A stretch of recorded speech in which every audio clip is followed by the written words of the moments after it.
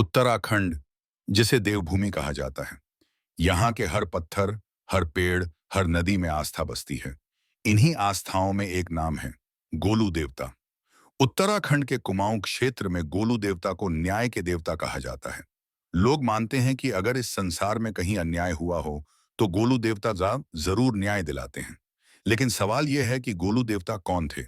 उनकी कहानी सुनकर हर कोई यही कहेगा, यह सिर्फ एक भगवान की कहानी नहीं, बल्कि एक सच्चे राजा के बेटे की कहानी है।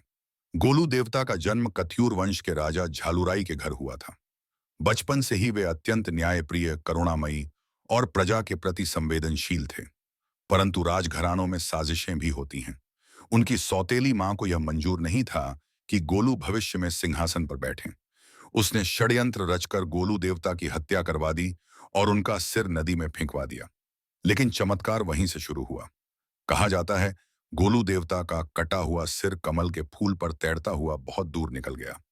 उसी स्थान पर भगवान शिव प्रकट हुए और उन्होंने गोलू देवता को आशीर्वाद दिया, तुम इस धरती पर न्याय के देवता के रूप में पूजे जाओगे। जब जब कोई तुम्हें पुकारेगा, तुम्हें न्याय के लिए याद करेगा, तुम उसकी फरियाद सुनोगे।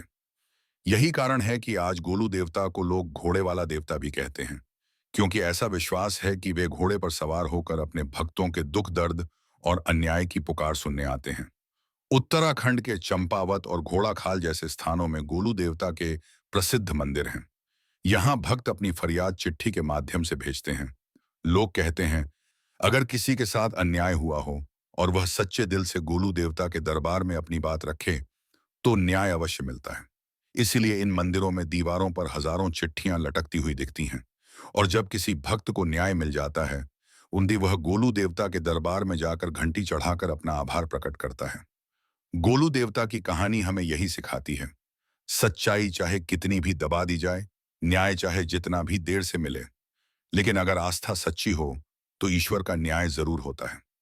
आज भी उत्तराखंड के लोग और वहां जाने वाले भक्त एक ही बात कहते हैं, जब सब दरवाजे बंद हो जाएं, तो गोलू देवता का दरबार हमेशा खुला होता है।